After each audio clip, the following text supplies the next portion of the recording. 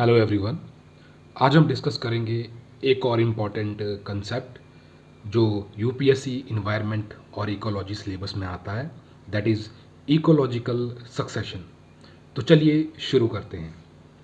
Ecological succession का जो basic concept है कि कैसे एक इकोसिस्टम या हैबिटेट अपने आप को जो है इवॉल्व करता है, यानी कैसे नए स्पीसीज आके जो है एक इकोसिस्टम में जो है डोमिनेट करते हैं और पुराने स्पीसीज को जो है रिप्लेस करते हैं। ये एक नेचुरल प्रोसेस है जिसमें इकोसिस्टम्स ग्रेजुअल स्टेजेस से जो है गुजर के जो है अपने फाइनल स्टेबल स्टेट तक जो है पहुंचते हैं।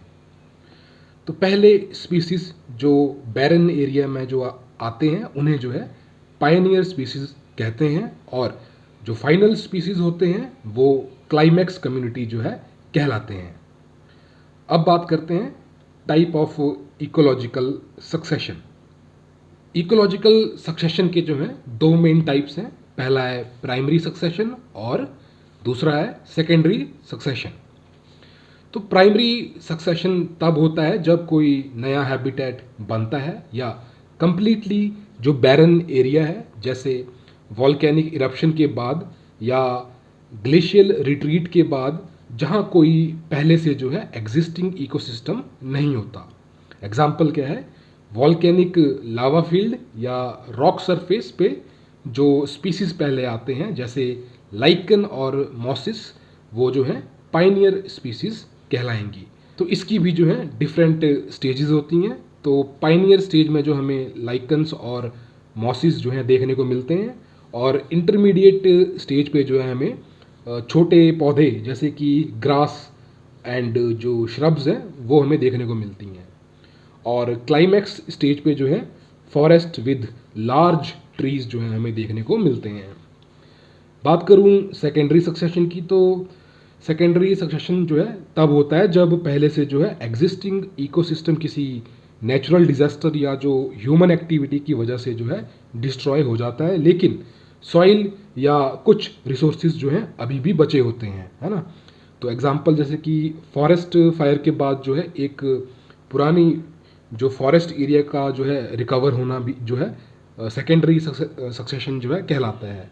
यहाँ जो है सॉइल ऑलरेडी प्रेजेंट होती है, और इसकी जो स्टेजेस होती हैं ना वो फास्टर होती हैं प्राइमरी सक्सेशन के कंपेयर में, क्योंकि सॉइल और जो सीड्स हैं वो ऑलरेडी जो है प्रेजेंट होते हैं। तो ये जो है स्टार्ट होती है विद ग्रासेस एंड श्रब्स, और जो है क्विकली जो है ट्री ग्रो करना जो है शुरू कर देते हैं। तो अब देखते हैं stages of ecological succession. Ecological succession जो है एक स्टेप बाय स्टेप प्रोसेस होता है, और इसके कुछ जो है की स्टेजेस होते हैं। आइए इसको जो है डिटेल में समझते हैं। तो पहला है न्यूडेशन। सबसे पहला स्टेज जब हैबिटेट कंप्लीटली बेयर या डिस्टर्ब्ड होता है, जहाँ कोई लाइफ नहीं होती है, जैसे कि वॉल्केनिक इरप्शन के बाद या ग्लेशियर मेल्ट होने के बाद नई जगह जो है एक्सपोज होती है, ठीक है, तो उसे बोलते हैं न्यूडेशन। अब इन्वेजन क्या है? इन्वेजन में क्या होगा, जो पाइनियर स्पीसीज है ना, इस स्टेज पे जो है इस्टेब्लिश होना जो है शुरू होते हैं। ये स्पीसीज जो है थोड़ी टफ होती हैं और हार्श कंडीशन में भी जो है सर्वाइव कर सकते हैं। तो एग्जांपल मैंने आपको पहले भी बताया, जैसे कि लाइकन और मॉसिस। अगली जो स्टेज है वो है कंपटीशन एंड रिएक्शन। जैसे जैसे और स्पीसीज जो है आती हैं तो रिसोर्सेज के लिए जो है कंपटीशन बढ़ता है। अब इकोसिस्टम में जो है चेंजेस आने लगते हैं, जिसे हम जो है रिएक्शन कहते हैं। सॉइल फर्टिलिटी भी जो है इम्प्रूव होती है और वाटर रिटेंशन भी जो है बेटर होता जाता है। तो फाइनल स्टेज है क्लाइमैक्स कम्युनिटी। ये जो है लास्ट स्टेज होता है जब इकोसिस्टम जो है फुली डेवलप और स्टेबल जो है हो जाता है, जिसे जो है क्लाइमैक्स कम्युनिटी कहते हैं। यहाँ इन्वायरमेंट और स्पीसीज के बीच जो है बैलेंस होता है। एग्जाम्पल के तौर पे है मेच्योर जो फॉरेस्ट इकोसिस्टम है, वो क्लाइमैक्स कम्युनिटी का एग्जाम्पल है।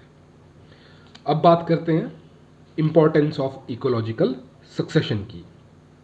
तो इसके अंदर कुछ की पॉइंट्स हैं जो हम डिस्कस करेंगे। सबसे पहले है बायोडाइवर्सिटी इंक्रीज। जैसे जैसे जो है इकोसिस्टम डेवलप होता है, स्पीसीज की जो डाइवर्सिटी है वो भी जो है बढ़ती है, जो इकोसिस्टम को जो है ज़्यादा रेजिलिएंट बनाती है। दूसरा है हैबिटेट क्रिएशन। तो डिफरेंट स्टेजेस में जो है अलग अलग हैबिटेट्स क्रिएट होते हैं जो डिफरेंट डिफरेंट स्पीसीज को जो है शेल्टर प्रोवाइड करते हैं। तीसरा है सॉइल फॉर्मेशन। प्राइमरी सक्सेशन के दौरान जो है सॉइल फॉर्मेशन एक क्रूशियल स्टेप होता है जो प्लांट्स और अदर स्पीसीज के लिए जो है फाउंडेशन बनाता है। अगला है बैलेंस एंड स्टेबिलिटी। तो जो क्लाइमेक्स कम्युनिटी के आने के बाद जो है इकोसिस्टम का जो बैलेंस और स्टेबिलिटी है वो इंश्योर होती है, जिसे जो है डायनामिक इक्विलिब्रियम भी हम बोलते हैं। अब बात करते हैं threat to ecological succession. Ecological succession को जो है आज के टाइम में काफ़ी चैलेंजेस फेस करने पड़ रहे हैं। चलिए उन्हें देखते हैं। तो पहला पॉइंट है ह्यूमन एक्टिविटीज़, जैसे कि डिफॉरेस्ट्रेशन, अर्बनाइजेशन और इंडस्ट्रियल पॉल्यूशन जो है इकोलॉजिकल सक्सेशन को जो है इंटरप्ट कर रहा है। दूसरा है climate change. Extreme weather events जो हैं, जो सक्सेशन का जो ये नेचुरल प्रोसेस है इसको जो है डिस्टॉर्ट करते हैं, जैसे ड्रॉट्स या फ्लड्स। अगला है इन्वेजिव स्पीसीज। फॉरेन स्पीसीज जो लोकल स्पीसीज को जो है रिप्लेस कर देती है, जैसे वाटर हयासिंथ हो गया है ना, तो ये भी जो है सक्सेशन की जो प्रोसेस है उसको डिसरप्ट करते हैं। अब बात करते हैं conservation efforts related to ecological succession. तो इसको कंजर्व करने के लिए जो है कुछ इंपॉर्टेंट स्टेप्स जो है लिए जा रहे हैं। तो पहला है प्रोटेक्टेड एरिया। तो उसके अंदर क्या है, नेशनल पार्क और जो वाइल्ड लाइफ सेंचुरीज हैं इकोलॉजिकल प्रोसेसेस जैसे सक्सेशन को जो है प्रिजर्व करते हैं। एफॉरेस्टेशन प्रोग्राम्स, ये प्रोग्राम्स जो हैं डिग्रेडेड लैंड पर जो है प्राइमरी जो सक्सेशन है उसको जो है री एस्टेब्लिश करने के लिए जो है इम्प्लीमेंट किए जा रहे हैं। अगला है क्लाइमेट एक्शन।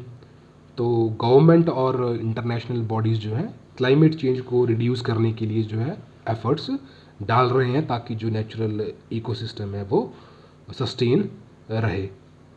दोस्तों, ये था हमारा detailed lecture on ecological succession. अगर आपको ये वीडियो यूज़फुल लगा हो तो प्लीज़ लाइक और शेयर ज़रूर करें, और अगर आप नए हैं तो सब्सक्राइब करना मत भूलिए ताकि आपको और भी यूपीएससी रिलेटेड कंटेंट मिलता रहे। मिलते हैं अगले लेक्चर में। धन्यवाद। जय हिंद।